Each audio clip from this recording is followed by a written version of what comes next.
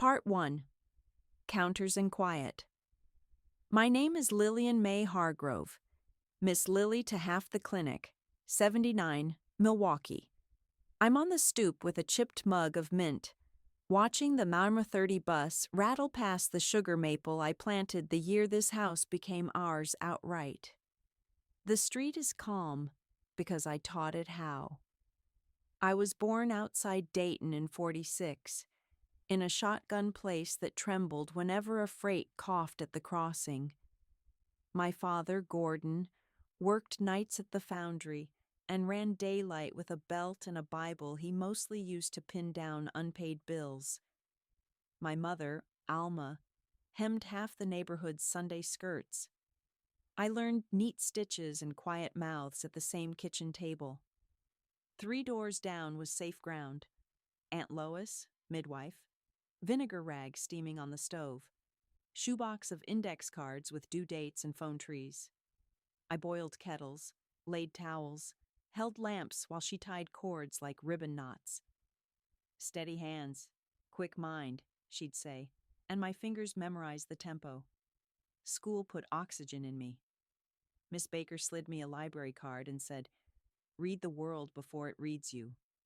I did, under blankets with a flashlight that ate D-cells too fast. By 16, I ran our house. Breakfast on by 5. Tommy to the yard gate. Nora braided and out the door. Then me to the typing lab, where the clatter drowned everything. At 18, I took a desk at St. Clair's admissions. Forms, clipboards, names spelled right. A print apprentice started showing up on my lunch break with crooked grin and ink in his cuticles. Ethan Cole. He listened first, spoke second, walked me home the long way just to keep me talking. In June, he bought a plain ring and said one sentence that fit like the band. "We'll start where nobody can reach you." My father reached anyway. We planned small. St. Bridget's, rented lace, egg salad in the parish hall. A week out, a letter landed in Gordon's square hand. "I'll attend. I'll do right by my daughter." Ethan said, "He won't light a match in a church." I packed a go bag under Aunt Lois's sink and kept my mouth shut. The day came bright and mean with heat. Nora set my veil with bobby pins from a chipped saucer. Tommy kept tugging at sleeves he'd outgrown. Gordon arrived shaved, sober, shook Ethan's hand like testing rope, then walked me down the aisle with a grip that printed crescents on my arm. "I give her," he said, like spitting out a nail. Cake cut, he asked for a word with my daughter. I told Ethan, 2 minutes, priest's office, door open. The door clicked. The mask fell. "You think you walk out of my house to belong to a typesetter?" he said. Last word, a slur. I edged for the door. He shut it with his boot heel. First the slap, then the fist. My head met wood. Sound shrank to a whine. Satin tore in his hands. "You are mine," he said, branding me with breath. The door blew wide. Ethan and Tommy hit him like a tackle box dumped on a dock. Messy, hard, enough. 3 men pried him off. Sirens replaced the wedding march. Aunt Lois pressed a towel to my brow and hissed, "Stay here with me, baby." The ceiling slid sideways. Black took the rest. I woke in St. Clair's to disinfectant and the hum I knew from nights at the desk. One eye sealed, lips split, ribs singing wire. Ethan sat in his suit, blood at the cuff, thumb drawing circles on my wrist to keep his own hands steady. "He's in county," he said. "You're safe." I wanted facts. Ethan gave them in order. 3 statements, 2 witnesses, a priest with a spine, Aunt Lois drafting a no contact before my IV finished. Tommy told the truth with his jaw locked.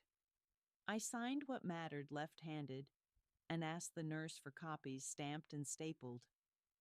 We skipped honeymoon and signed a lease. 2 rooms over a grocery on Center Street. Back stairs, deadbolt that snicked like a promise. 3 weeks later, we married again. Civil, plain clothes, no speeches. Ethan set a card table by the window and built a press on Saturdays. I healed and learned locks, then letters. Night school gave me a diploma. A record certificate followed. Days at St. Clair's taught me which signatures moved walls. Evenings with Aunt Lois taught the other half of defense, paperwork that bites. We opened the church basement on Thursdays, blood pressure, birth classes, and a table labeled papers. No porch signings, no rush. Sit, read, call. Month 1, we kept a widow's deed with 1 sentence on a yellow pad and 3 calls on speaker. Gordon tried the stairwell once. Ethan met him on the landing, order in one hand, camera in the other. Leave, he said. Gordon left. Years later, a hospice note arrived. Your father is declining. Forgiveness? Yes. Proximity? No. When he died, Tommy called with 2 flat words. I wrote a check for the whole and filed the receipt with the Psalms.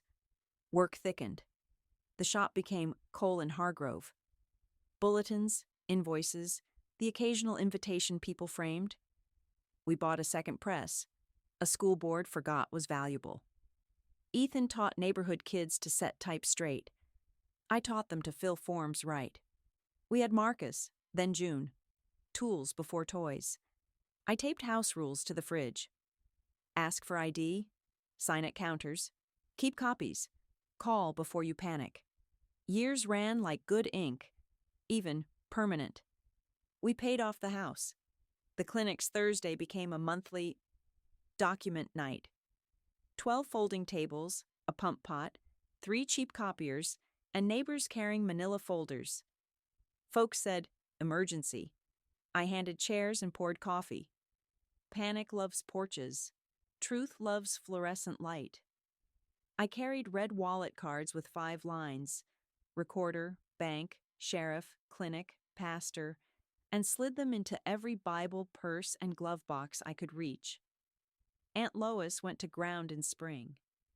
I kept her shoebox of due dates and tacked it beside a ledger with my father's name. His lines were neat. Mine are neater. Decades later, I took a last walk through Dayton. The old house sagged. Geranium bed gone to weeds. Mrs. Crenshaw's nephew waved from the stoop. You, Miss Lily? He called. Grandma says you and your aunt caught half the babies on this block. I told him that sounded right and kept on to St. Bridget's. The office door was the same one I hit with my skull in a torn dress. I laid my palm on the frame and said, "Not yours anymore," and felt a book slide home on a shelf behind my ribs. Back in Milwaukee, we aged the way good glue cures. Ethan's fingers stiffened. I took the heavy lifts. My hearing softened. He learned to face me when he spoke. One ordinary morning, he fixed the back gate, labeled spice jars with tiny print, sat down, and stayed. I picked up his pen, finished the list, and put supper on anyway. Grief sneers at lists. Lists still help.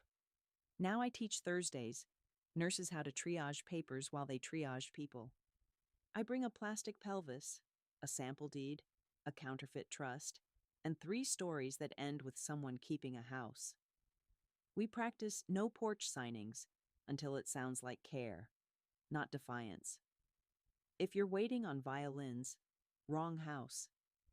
I have a broom, a copier that jams, and a block that knows to slow down in ballpoint. Monsters like hurry and hush. Break both. Turn on lights. Bring witnesses. Read the lines out loud. Put names where they belong.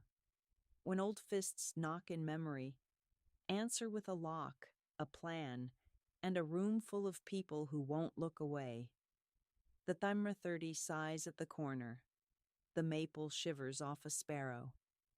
Any minute a granddaughter will climb these steps, and ask how to choose a passphrase no thief can guess. I'll hand her a pen. 3 odd words that don't live in your past. Tape them in a cookbook. Now show me your ID and tell me your plan. That's the trick. Not speeches, not saints. A plan. Written, witnessed, kept in bright rooms. So when someone decides your property, you can point to paper and say, no, not anymore. Part 2. The First Wolf. The year after we paid off the house, Trouble arrived in a pressed polo and a clipboard. He called himself Mr. Carter from Community Services, stood on my neighbor Alma Jean's porch with a smile that didn't reach his eyes, and waved papers with seals big as pie tins. I watched from my stoop. Predators travel in daylight now. They like the look of authority. Alma Jean is 81 with cataracts like frosted glass, steady as a church bell, but too polite for her own safety. He told her the county needed to verify occupancy to keep seniors' tax credits. All she had to do was sign the homestead attestation.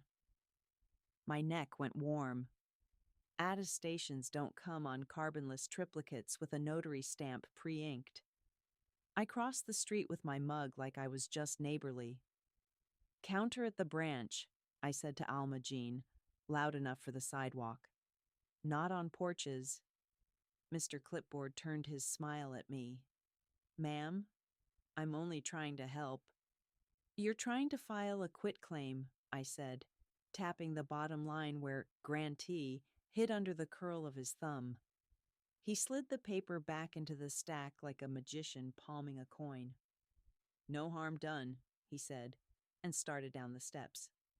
Picture, I said to my pocket. The phone clicked. He flinched. Runners hate cameras.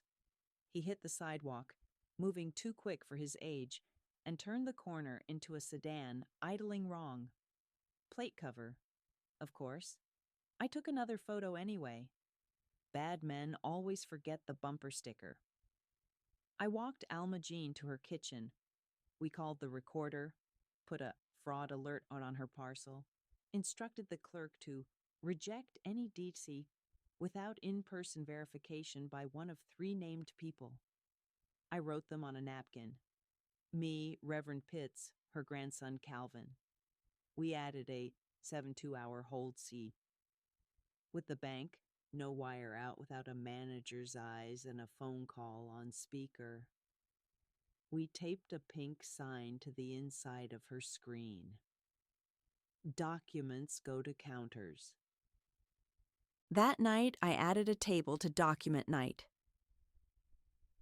Porch visit reports. If someone knocked with a badge on a lanyard, we wrote the time, pitch, and license plate if we had it. In 2 weeks, we had 7 entries, all versions of the same scam.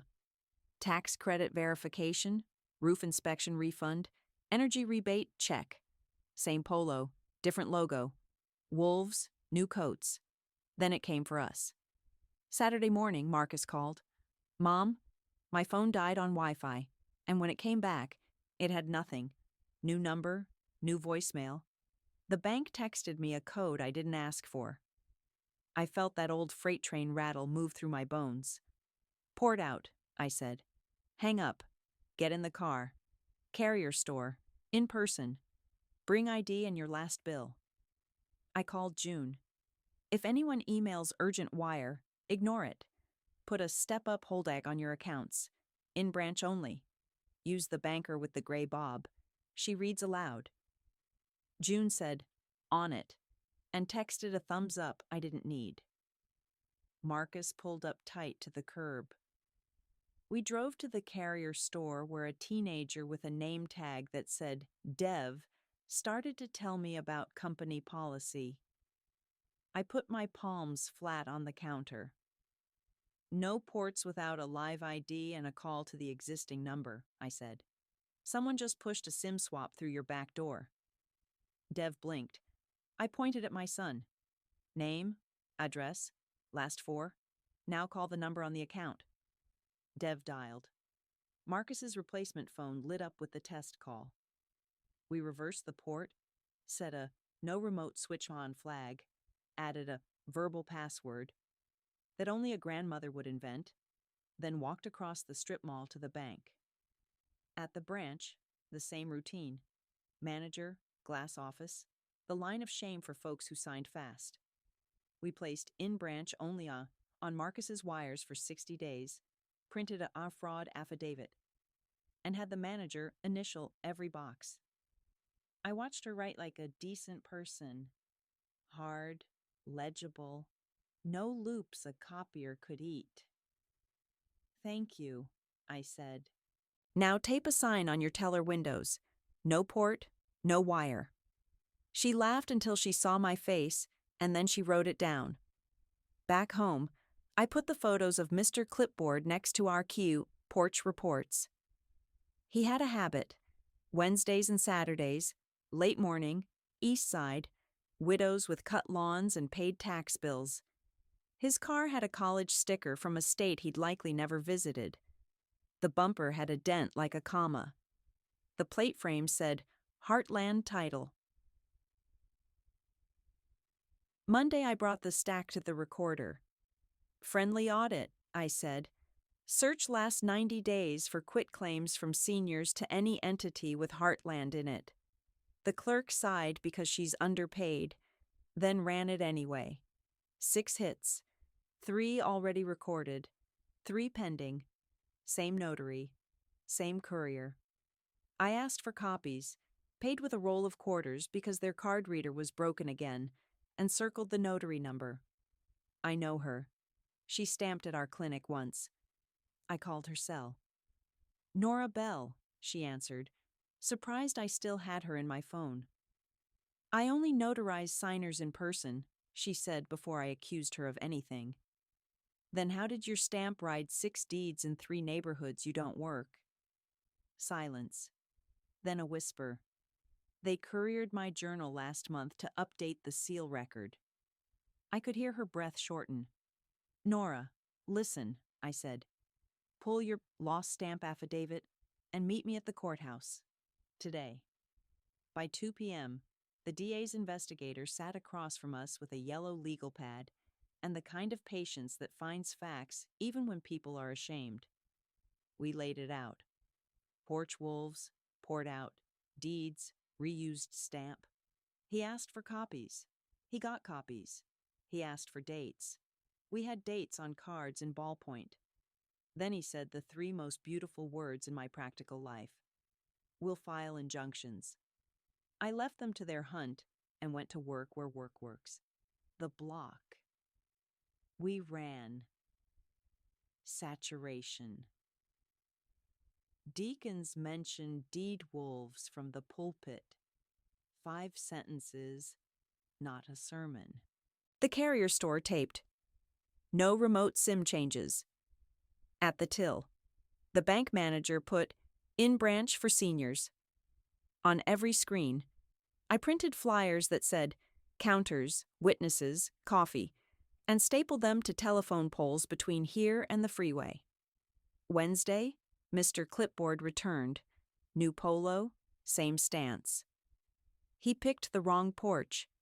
Mrs. Pruitt's, who bakes for our document night and keeps a Louisville Slugger by her umbrella stand. I sat 2 houses down with my phone like a tourist. He started his script. Mrs. Pruitt yelled, "Counter or nothing," and shut the door in his face. He looked up the block and saw me. The smile died. He walked fast. I walked faster. "Heartland send you?" I asked at the corner. He turned, caught between smirk and snarl. "Public records, ma'am. Anyone can file." "Not when a judge says don't," I said, and pointed to the cruiser pulling up quiet. The investigator stepped out with a stack of papers and the same patience. "Sir, we have questions about 6 deeds. We can do this here or at the office." Mr. Clipboard looked for his sedan. The sedan was gone. The tow was not subtle. They took him without cuffs because there were kids on bikes. Good. I don't need the show. I need the stop. That night, document night hummed like a hive. We added a passphrase station. People picked 3 odd words they'd never put online and wrote them on paper to lock their phone accounts. We added a notary clinic. Nora stood at table 3 explaining how her seal went walking and what she'd done to chain it. She cried once quietly, then squared her shoulders and stamped 20 affidavits exactly right. By week's end, the recorder froze every pending quitclaim with the dirty stamp. The bank reversed 2 wires caught mid-flight. The carrier shut down the backdoor port. The DA filed charges against the front man and flagged the title shop that kept lending its plate frames to thieves. We didn't clap. We posted one more sign on the parish hall door. Next month. Phone fraud and deeds. Bring your bills. Marcus asked if this would end it. No, I said, stacking chairs. It will change it. Wolves molt. We keep the light on. I walked home under the maple, felt the old urge to look over my shoulder, and did it anyway. No one there but a cat with one ear and my own shadow. I went inside, sharpened 2 pencils, and updated the red cards in my purse. Recorder, bank, sheriff, clinic, pastor, same order, thicker strokes. Tomorrow someone will wave a fresh badge on a lanyard and a new logo. We'll meet them at a counter and read every line out loud until their smile quits. That's how you keep a street quiet. Not with speeches, with forms, phones that don't port, and neighbors who know to say the word that saves houses. Counter. Part 3. Emergency orders. 2 months after we ran the porch wolves off, a thicker storm rolled in, paper with teeth.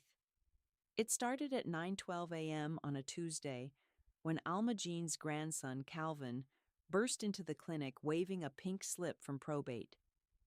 Ex parte temporary guardianship, he read, stumbling. Petitioner, Chase Halbrook, concerned relative. Hearing, today, 3 p.m. I didn't know a Chase. Alma Jean sure didn't. The order said she was incapacitated and at risk of financial dissipation. Translation. Someone aimed to grab her house and her checks by dinner time. Clock starts now, I said. We win before lunch or not at all. I called the parish nurse who'd screened Alma Jean last week. Cognition 2830, BP steady, meds reconciled. I asked for a capacity letter, today, signed Deweese, and told her to bring her license. I rang Reverend Pitts for a ride and a collar. Judges hear quicker when Faith shows up calm. I texted Nora the notary. Travel kit, courthouse by noon. Then I told Calvin to go get Alma Jean and her pill box. And stop for a sandwich, I added. No one fights while hungry. At 10:01 we ran rapid file. I drafted a limited durable power of attorney, naming Calvin for house-only matters, taxes, utilities, repairs, nothing bank, nothing medical. We added revocation language for any prior emergency papers not signed in front of witnesses. Nora arrived, checked IDs, read every line out loud, stamped once like a bell. We made 5 copies. 1 for the court, 1 for Alma Jean's fridge, 1 for the recorder, 2 for people who get ignored unless they wave paper, the sheriff's civil desk, and the utility office. 11:05 we hit the county building. The probate clerk looked buried under a landslide of binders. I slid her a notice of appearance. With Calvin's name, the capacity letter, the fresh POA, and a request to vacate. The emergency order. Also, I said, tapping the caption, the petitioner isn't a relative. He's a stranger with a P.O. box. She raised an eyebrow and rubber-stamped our filing with that heavy thunk that sounds like a door closing. 1140 Recorder's Office. We recorded the limited POS and a notice of fraud alerts on Alma Jean's parcel with 3 named verifiers and the phrase that makes title shops sweat. Restricted conveyance. Hearing required. The clerk initialed the margin. I like ink you can see. Noon, cafeteria. We ate fast. I briefed the team like a drill sergeant with manners. Calvin, stick to facts. You live 2 blocks away. You mow the yard. You drive to appointments. Reverend, 2 sentences. Long-standing parishioner, stable and supported. Nora, 1 sentence. You witnessed today's POA and verified capacity via ID and questions. Alma Jean, you answer only what's asked. Keep it short. If you don't know, say, I don't know. At 2:07, a man in a navy blazer breezed into probate hallway C with a messenger bag and cologne that arrived before he did. Chase. He introduced himself to a woman scribbling names. Some elder advocate with a badge that didn't match any agency I respect. He didn't see us. He did see the list on the door. Hargrove et al., on behalf of Doherty, Alma. He frowned. Good. 3 guys. Courtroom 2B. The judge wore readers on a cord and the face of someone who has heard every lie twice. Chase started first. He said he was next of kin by marriage and that Alma Jean wandered and forgot to pay taxes. He had printouts, 3 years of delinquency notices. I felt heat climb my neck. Those are my notices, I whispered to Calvin. I asked for them when we fixed her escrow. He stole our own copies from a porch box. Ms. Hargrove, the judge said without looking up, do you plan to speak or burn a hole in my bench with your stare? I stood. Your Honor, I represent the clinic and the parish, not the bank balance. Here's today's capacity letter. Here's a recorded, limited POA restricting authority to house matters with 2 named verifiers. Here's a fraud alert on the parcel requiring a hearing before any deed. And here, I said, lifting a zip bag, are the last 3 tax receipts, paid on time, plus a photo of Mr. Holbrook attempting to get a quitclaim on this very block 2 months ago. I handed the photo.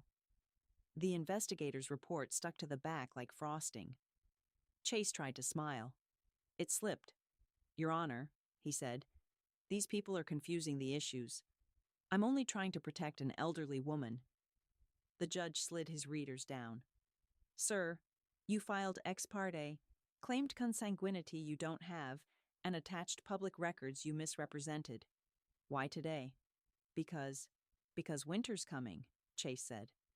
Wrong answer. Winter is an excuse for furnaces, not guardianships. Petition denied, the judge said, pen tapping.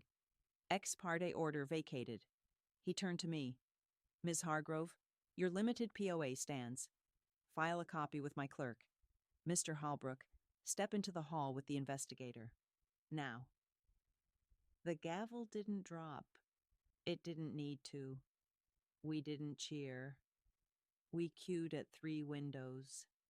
Clerk first for certified copies. Recorder next to add the court order number to the parcel record. Sheriff's civil desk last to lodge the no contact addendum extending to porches and phones. I texted the bank manager. Freeze any outgoing wires tied to Alma's number. In branch only. She texted back a single checkmark. That's our language. Outside, Chase paced with his phone pressed to his cheek. A deputy stood 2 feet away pretending to check messages. The elder advocate had vanished. They always do. Back in the neighborhood, we ran aftercare. Calvin changed Alma Jean's phone to in-store only. With a passphrase even I couldn't guess. We moved her tax mail to a P.O. box with 2 keys and wrote the number inside her pantry door. The parish nurse posted a laminated care chart on Alma's fridge. Doctors, meds, church, clinic, who to call before anyone else. And because wolves return in pairs, we replaced her door chain with a real latch guard and set a $25 camera facing the stoop. Not for show, for receipts. The next Thursday, we turned document night into guardianship school. I brought sample packets, general POA, trash, limited POA, tight, medical proxy, 2 witnesses, no beneficiary, hypo release, name spelled right. We practiced saying, "We'll take that to the courthouse counter," until mouths stopped apologizing. A legal aid lawyer taught the phrase that ends drive-by petitions. Object for lack of notice and insufficient evidence. People wrote it on index cards with their grocery lists. A week later, the DA charged Chase with notary fraud, attempted theft by deed, and perjury. On the kinship claim, he pled to 1 because that's how the system breathes, and the judge stapled a 5-year bar on petitions to his name. The title shop that lent him letterhead got a visit from licensing. The messenger bag crowd stopped camping near probate for a while. Wolves molt. They also scatter when one of them sheds a pelt in open court. Alma Jean watered her marigolds and baked cornbread for the next clinic. She asked if we'd won. We bought time, I said, loading chairs. We spent it on locks and paper that will outlive his cologne. On Sunday, I walked past St. Bridget's and touched the office door frame out of habit. Not for ghosts this time, for geometry. That frame is square now because someone planned it to be. That's how you keep people upright. Not with speeches, with angles. Documents set at the right degrees, witnesses at the right distance, deadlines that meet clean. On my stoop that night, I sharpened pencils and updated the red cards again. Probate clerkacy added. Legal aid added. Arrows between recorder and Mang sheriff, because those 2 like to talk late. Tomorrow another relative will arrive with a P.O. box and a sad voice. We'll meet him in a bright room at a real counter with coffee cooling and pens ready. He'll learn what my street learned already. You don't take elders. You file forms in daylight. You sit down, and you read the lines out loud while 3 sets of eyes watch. If your story can't survive that, it doesn't get the house. Part 4. Hail and Water. The city tested us twice in 1 week, once with ice from the sky, once with a man at my door carrying a wrench and a lie. It started Tuesday, 8:17 a.m. My kettle squealed, my basement sensor pinged, and a guy in a high-vis vest banged my storm door like he owned the hinges. Milwaukee Water Works, emergency leak detection, he said, flashing a laminate that looked like it came free with printer ink. Need to check the meter inside right now. Rules beat fear. Mine live on a card taped by the latch. No entry without. 1. City truck number. 2. Call back from the main line. Not a card. 3. 2-person crew. I cracked the door chain. Truck number? I asked. Unit 12. I called 414-286-2830 from my list. What's the field assignment for Unit 12? Dispatch. 12's at 5th, and Clark replacing a hydrant. Who's at your door? I thumbed my air horn. The sound jumped the block. Mrs. Pruitt's curtains lifted. Deacon Ellis stepped onto his porch with his phone already up. The man in the vest pivoted hard, jogged to a white van idling stupid, and peeled off. I snapped 3 photos: plate, bumper dent like a comma, sticker for a fake plumbing co-op. I texted them to the same investigator who enjoys my paper trails. Utility imposter, attempted entry, East Side. He replied with a dot. That's him running, not typing. At 2:40 that afternoon, the sky went green and the hail came fist-sized, roofer's confetti. By dinner, 6 pickup trucks crawled our block with magnetic signs that still smelled like vinyl. Storm Pros. Eagle Restoration. Assurance claims. They rang bells and promised same-day tarps, 0 deductible, sign here. Mr. Delgado 2 doors down, a widower who keeps his bricks neat and his checkbook neater, had a clipboard halfway to his name when I arrived with a roof rake and a frown. Counter contracts and the city list, I said, steering him to his stoop. Not tailgates. The salesman offered a smile I keep in a jar marked, "Do not feed." We're approved vendors, he said. Then you won't mind the 3-day cooling off and the cancellation notice in 18-point type, I answered, reading the fine print out loud for the porch. Also, you'll take no deposit over $1,000 and you'll list your permit number. He tried to laugh. His pen trembled. I took a photo of his permit. It belonged to a bakery. We moved fast. By nightfall, we'd turned the parish hall into Hale Desk. Blue tarps, duct tape, a ladder bank, and a sign that said, license, insurance, permit, references, then talk. 2 union roofers from our pews joined us, wrote decent bids, and stapled city pamphlets to every contract. We kept a whiteboard. Address, damage, temporary fix, next step. Order calms storms. Wednesday, the waterman came back in a different vest with the same dented van. He tried Alma Jean's door first. She pointed to the camera we'd installed and said, "Say cheese," or "Say 911." He chose the corner. I chose the street and followed at grandmother's speed until the investigator's unmarked slid in front of him like a door. They talked. He sat on the curb. The wrench went in a bag. The van went on a hook. Mrs. Pruitt baked a pie. While they hauled the body, I went after the bones.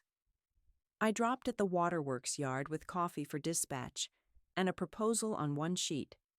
Blue line card. A wallet card for residents with the Howe Main line. Service truck colors. Uniform sample. Today's safe word. Printed daily on the city site. Field crews got door hangers with QR codes to that day's passphrase.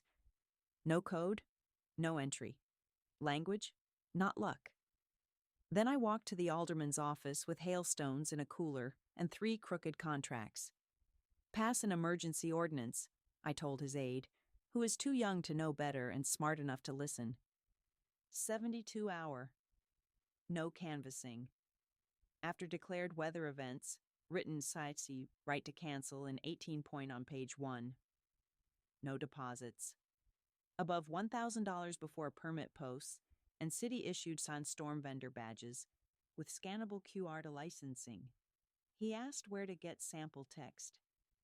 I slid him St. Paul's and Tulsa's. I keep other cities in my purse the way some folks keep peppermints. Thursday, we discovered the leak behind the leak. The bank insider. Marcus's in-branch only wire flag disappeared overnight like a sock in a dryer. He didn't touch it. The audit log said, "Override, Agent 417." I walked into the branch at 9:01 with a folder and my church voice. "I need the BSA officer," I said to the greeter. "Every bank has one, even if they hide them behind customer care." We sat in glass. You have an agent overriding elder safeguards without second eyes. I said. Here are 4 accounts that flipped from in branch to Sakarsh. Call center OK. Between 1 car and 3 a.m. after the hail. That's when wolves hunt. Storm plus sleepy back office. Freeze overrides unless 2 managers initial. Print list of all flags changed this week. Call your internal hotline and log a suspected fraud ring with reference to the utility imposter arrest. Same van, same names. The BSA officer stopped pretending to smile. Give me an hour, she said. It took 40 minutes. Agent 417 became former Agent 417. Before lunch, the DA called. The utility fake, the hail canvassers, and the call center override shared a P.O. box and a storage unit on Lisbon where they kept printer stock, a laminator, and a stack of Shi'ar borrowed Shi'ar permit numbers. They'd built a kit, badge, vest, clipboard, contract, and a script that turned panic into signatures. We built a counter kit, blue line card, hail desk, no override memo, and a Saturday. Valve drill at the parish lot where we taught folks to find their main shutoff, kill the water, and say, no entry, call 311, without apologizing. Saturday, we ran the sting. Not the movie kind, the counter kind. Alma Jean scheduled a follow-up with the waterman at Tensatz. On her stoop, we had 2 chairs, a coffee pot, Nora the notary with her stamp, and the investigator in a gardener's hat. The van rolled up at 10:11. Same dent, new magnet. He started his line. Alma said, counter at 841 N Broadway. He blinked. The investigator stood. We had the injunctionist in a plastic sleeve. He stared at the paper as if ink could burn. They took him quiet. Kids on bikes didn't need a show. By noon, the alderman had texted me the draft ordinance. I red-penned 3 lines. Add QR verification, raise the fine to a number that hurts, and carve out a path for Allah.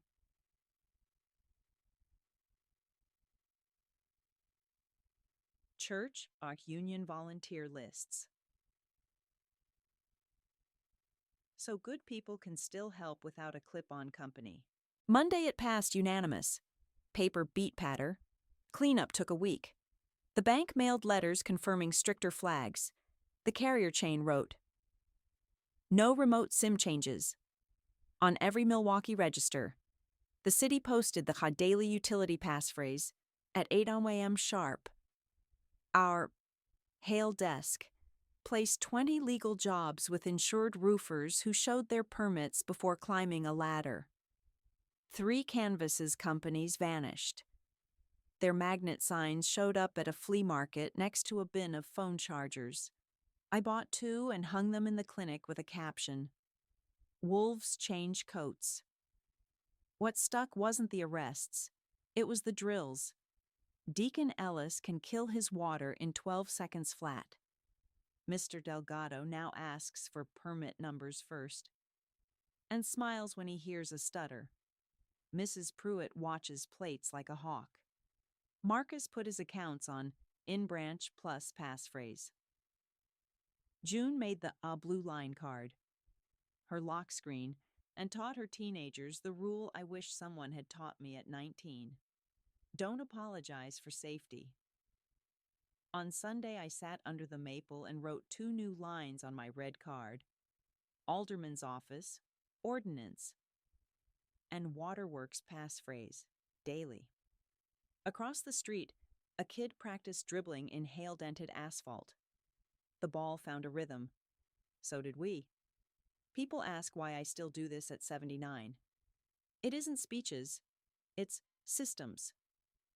If you want a quiet street, you stack rules like sandbags, counters, callbacks, permits, passphrases, second eyes on wires, a shutoff valve you can find in the dark. When a man with a vest and a story shows up, you don't argue. You move him where truth lives. A bright counter with a clerk who stamps hard. If his name can't stand there, Neither can he. Tomorrow, someone will print a new badge and learn a new script. We'll answer with a new card and the same plan. Turn on the light. Read the line. Shut the valve. Sign at the counter. And when hail hits, feed your neighbors and starve the wolves.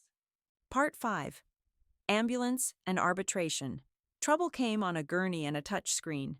Friday, 4:26 p.m., the Hummer 30 clipped brakes at the corner and a biker laid it down to miss a Lexus door. Not dead. Angry, bleeding, shocky. The crowd called 911 and 3 minutes later we had sirens, a brace, and a paramedic holding out a tablet. Sign consent. Standard. The biker's hands shook. He scribbled. I asked for paper. We're paperless, the text said, thumb hovering over accept all. Then print, I answered, pointing at the belt printer clipped to his hip. He sighed, tapped, and the tape spat clauses. Consent to treat, assignment of benefits, arbitration, hospital lien rights. No arbitration, I said, uncapping my pen. I struck the paragraph, wrote declined, and had the kid initial the margin. Medically necessary only. No third-party data share beyond billing. No lien on real property. The medic frowned. I smiled. EMTALA means treat first, I said. Paper doesn't pulse. They loaded him. I followed the rig in my hatchback and texted June. Intake. Bring camera and a folder. Triage was humming. The registrar slid an e-pad across a counter. Tap to sign everything. I asked for the consent packet. Not the app. She produced a clipboard like it was contraband. I crossed out arbitration again, circled itemized bill on request, and added, No Surprises Act notice received twice. With today's date and my initials. You can't alter forms, she said. You can decline terms you're not required to accept, I said, and pointed to her own policy sheet. She read, blinked, stamped. Stamps fix spines. An hour later, the biker, name's Dev, was stitched and x-rayed, wrist sprain, road rash, pride dented. A man in a suit appeared faster than the nurse. Good news. I can get your bills covered, he said. Card already in Dev's palm. Accident Recovery Group. Ambulance chaser perfume. I held the card to the light. Confession of judgment on the back, I asked. He smiled thin. Just a standard lien letter. I photographed both sides and handed it back. He'll read in daylight at a counter, I said. The suit evaporated. At discharge, the hospital wanted a guarantee signature. Dev rents a room. His mother owns a house. Wolves sniff deeds by default. We wrote, patient only, no household guarantee. Above the line and added, billing address, CO Clinic. If trouble wants mail, it can meet my copier first. Saturday morning, the real trap sprung. 2 envelopes. One from the hospital with a good faith estimate, one from a third party claiming a statutory hospital lien. On any claim, settlement, or property. Property. That word turns blood to ink. I boiled water, made coffee, and built a stack. EMTALA intake copy. With my strikeouts. NSA, No Surprises Act. Notice, with the 800 number circled. Request for itemized bill. Certified, return receipt. Charity care application. Pre-filled to the comma. Revocation of assignment. Narrowed to insurer only. No factoring. Notice of prohibited lien on homestead. Ready for the recorder. By noon, we were at the hospital's patient accounts window. File these, I said, sliding the stack, and stamp this copy. The clerk read the revocation twice. We don't, she began. You do now, I said, and pointed to 501R taped behind her. Nonprofit hospitals must offer financial assistance and limit extraordinary collection. A lien on real property before eligibility review is an extraordinary collection action. She stamped. Next stop, Recorder's Office. We filed our Notice of Prohibited Lien. On Dev's homestead status, he didn't own, but wolves don't know that, and a fraud alert. With our phones listed, if anyone tried to record a medical lien against the mother's parcel, the clerk would call me before ink dried. Monday, the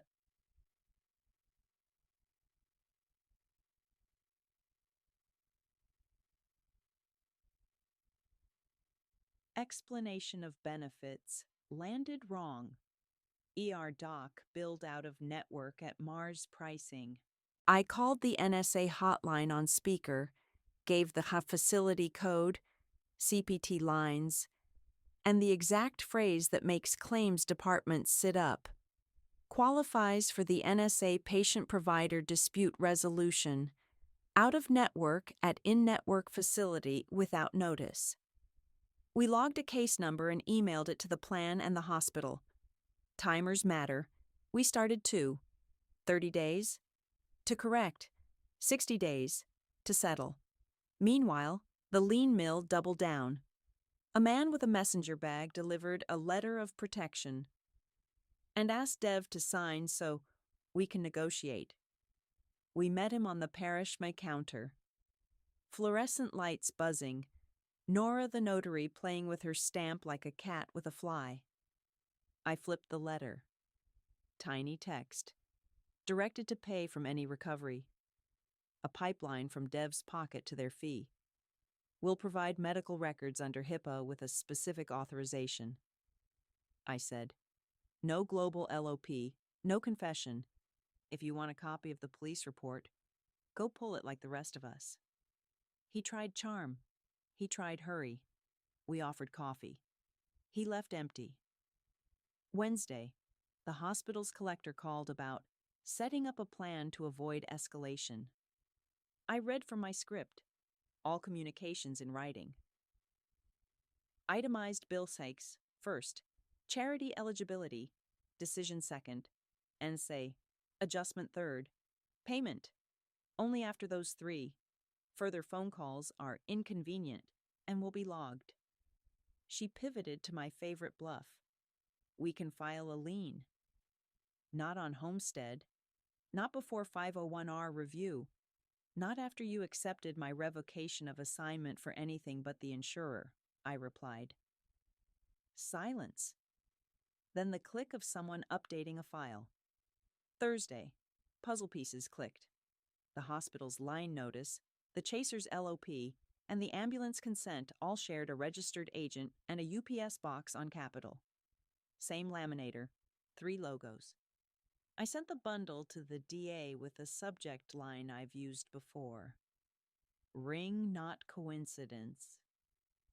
He wrote back a single word. Spoke. We still had the bill. Facility, corrected to in-network. Physician. Balance chopped via NSA. Radiology tried to hide a second read. We circled, questioned, and watched it melt. Charity care took 40%. Dev owed a number a line cook can eat around without going hungry. We set 25 warn every other Friday, auto-drafted from a separate checking sash with no overdraft, no link to Mama's house, no chance for wolves to sniff more than bus fare. Then we turned it outward. Document night became intake school. I brought a gurney, a Sharpie, and a stack of sample forms. We practiced crossing out arbitration, writing medically necessary only, revoking broad assignments, and adding no guarantee beyond patient.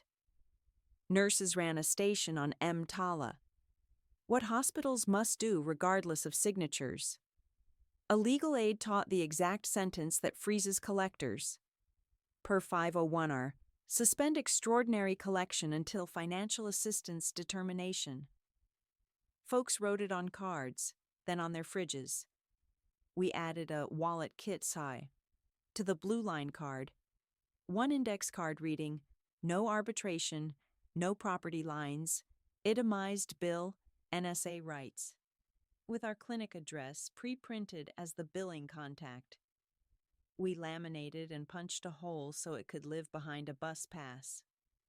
2 weeks later, the DA cracked the shell. The registered agent ran 3 shells: an ambulance billing service, a patient advocacy group, and a medical lien management firm. 1 printer, 3 letterheads, 1 aim. Charges landed: deceptive trade, unauthorized practice of law, attempted filing of unlawful liens.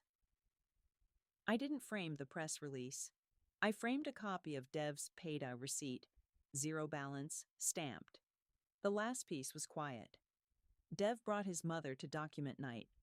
We did her medical proxy, HIPAA release, limited POA for utilities only, and a freeze on her phone line so no carrier could SIM swap her number without her standing at a counter. We walked them through the shut-off valves in their basement and mapped the route to the nearest public and urgent care on a paper they taped by the door. Plans beat panic. Sunday afternoon, I sat under the maple, updated the red card. NSA hotline, hospital charity office, recorder, lien alert. Across the street, the bus sighed and rolled. Sirens wailed somewhere else. They always do. When they pull up on our block, we'll meet them with pens, bright rooms, and rules you can read out loud. Not mercy, not speeches. Angles and ink. Cross out what bites. Write in what binds. Sign only what you can live with. Pay what's fair.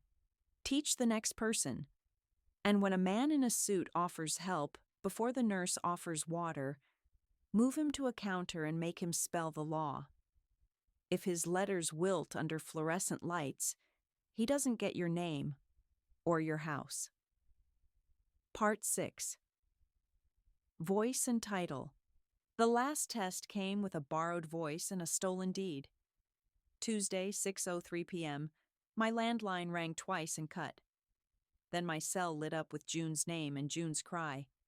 "Mom, car crash. Don't call anyone. Wire now."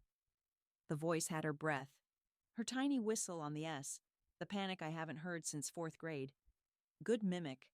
Wrong script. Rule 1. Hang up. Call back. I pressed end, then hit June's favorite button. 2 rings. "Hey, Ma. Recipe question. Oregano or thyme?" Normal voice, pantry clatter, no crash. "Time," I said, "and text me a selfie with the spoon." Boom. Photo, time-stamped. I forwarded both to our family thread with 1 line. Spoof attempt. No wires, no secrets. 2 minutes later, Marcus sent a screenshot. A group text from an unknown number to half our block. Urgent. Miss Lily needs immediate funds for surgery. Plus my address. The scammer changed lanes from kidnap to charity. I hit the copy machine and the church bell. By 6:40, the parish hall banner read, "Voice check drill." We taught the room 3 moves. 1. Hang up. 2. Call a known number. 3. Ask for the spoon selfie. We added a 4th. Family word of the month. Written on index cards and swapped every first Sunday at supper. No emojis, no names, just a word that doesn't live in your past. Ours was pebble. While we drilled, another shoe fell. Nora the notary arrived grim, holding a FedEx. Inside, a copy of a quitclaim deed. Recorded that afternoon, transferring Kamikaim. House on Maple to a Shell LLC with a Florida mailbox. Forged signature that almost looked like mine. Witnesses I've never met. Recorder's stamp genuine. They'd skipped my bank and went for my roof. I moved like I was still 25 running ER intake. Step 1. Affidavit of fraudulent recording. I typed it, printed 3, swore it at Nora's table, and stapled my ID. Step 2. Emergency title freeze. Milwaukee lets you flag your parcel for in-person only changes with live ID. I called the recorder, gave the parcel number, and said the phrase that trips their protocol. Suspected deed theft. Hold an alert. Clerk said, "I'll meet you at the counter." Music to my ears. We ran to the courthouse with a folder fat enough to thump. Recorder stamped my affidavit, flagged the parcel, and handed me a docket number. Next door, the civil intake clerk helped me file an ex parte motion to void instrument and a temporary restraining order against transfers by the LLC. I served the registered agent by email and certified mail before the elevator hit the lobby. Back at Maple, Alma Jean was on the porch, flanked by 2 neighbors with thermoses and attitudes. I set a kettle and wrote the next list. Bank, AdSite fraud alert, and no wires without in-branch and passphrase. Carrier, lock SIM require store-only changes, with ID plus passphrase. County, enroll in property fraud alert. Text, email. Insurer, note deed theft claim. Freeze address changes. Utilities, PIN numbers, in person for any account owner change. At 9:12 p.m., an email popped from FATSIN's Milwaukee Guardians in Care. A petition for Saan temporary guardianship of my Sams, alleging I was confused and at risk, asking the court to appoint a professional fiduciary to protect my assets. Hearing set for Thursday, 8:30 a.m. Same registered agent as the LLC. They were building a 3-leg stool. Fake voice to shake money loose. Fake deed to take the house. Fake guardianship to lock me out of my own pen. Wednesday. We prepped court like we prep storms. Evidence stack A. Capacity. Recent primary care note. Mini cog score. Pharmacy refill history. Thursday class roster with my signature. Evidence stack B. Identity. Passport, driver's license, a lifetime of utility bills, and 3 notarized exemplars of my signature from the last decade. Evidence stack C. Fraud trail. Deed copy, registered agent ties, call logs, spoof voicemail metadata, June's spoon selfie, parcel flag, recorder's affidavit. I called 2 witnesses who don't fawn and don't freeze, Deacon Ellis and the bank's BSA officer. I printed Wisconsin 54, highlights, and a 1-page proposed order. Petition denied, deed voided, guardianship filing referred for prosecution, parcel locked to ID in person for 5 years. Judges like a clean path. We didn't argue. We demonstrated. In the courtroom, I asked the judge to let me show my drill. I read a 3-line bill aloud, balanced a ledger column, and named the county executive and my alderman without blinking. The judge grinned. The petitioner, pink tie, polished shoes, mumbled about elder vulnerability and best interests. I held up the forged deed beside an old card I'd signed years ago. 2 letters wrong, a loop my hand never loops. Ink tells on liars. The judge denied guardianship in under 10 minutes. Then he looked at the deed and said what I wanted on the record. Void, ab initio. He signed my order with a flourish. The bailiff handed the pink-tied gentleman a referral slip to the DA's office. He went pale. I did not. After court, we marched to the recorder and recorded the Mivorzeu order voiding instrument. Against my parcel, the clerk smiled the small smile of a public servant who lives for straight lines. I mailed certified copies to my insurer, bank, and the tax assessor, so no system could pretend they didn't know. By Friday, the DA had served warrants at the UPS store mailbox and a co-working suite where 3 laptops shared one brain. Charges: forgery, recording false instrument, attempted exploitation of an elder, and fraud upon the court. They also added SIM swap conspiracy. For good measure, my carrier's fraud team brought logs with timestamps that matched the first call to my phone. The guardianship agency website went dark by lunch. We turned the mess into a Maple Street lockdown night. The hall filled with cousins, choir altos, roofers, tellers, teachers. We set 4 stations. 1. Voice defense. Family passphrases, callbacks, and spoon selfies. 2. Title armor. Parcel alerts, in-person ID flags, how to read a deed. 3. Guardianship. Shield. POA, health proxy, supported decision-making. Agreements so no stranger could wedge a court between you and your pen. 4. Spoof clinic. Caller ID truth, voicemail traps, SIM locks, and a worksheet titled, "If it's urgent, it waits until counter hours." We ended with a 5-minute counter drill. Folks practice saying, "All changes at the counter, not the porch, not the phone." The room learned to hold silence until salesmen blinked. June packaged our playbook. Voice and title kit. Into a binder with tabs bright enough for old eyes. Spoof, deed, court, alerts. We left stacks at the library, clinic, and barber.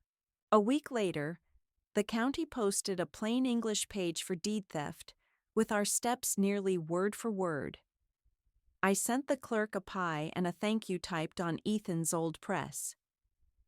Good paper saves houses. I'm not naive. Someone will build a smarter voice and a cleaner signature. We'll answer with brighter counters and tighter rules. That's the work. Not fury, not speeches.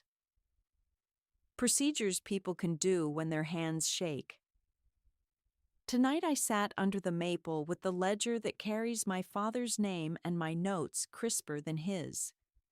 I added one last tab to my own binder, legacy, and slid in 3 things: my deed with the freeze stamp, my updated POA naming both kids with independent authority, no waiting, and a letter to the block captain with the sentence that shuts most doors. If it's real, it can stand in fluorescent light.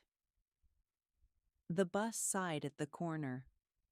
Nora waved from across the street with her stamp in her pocket, like a sheriff with a badge that only works on paper.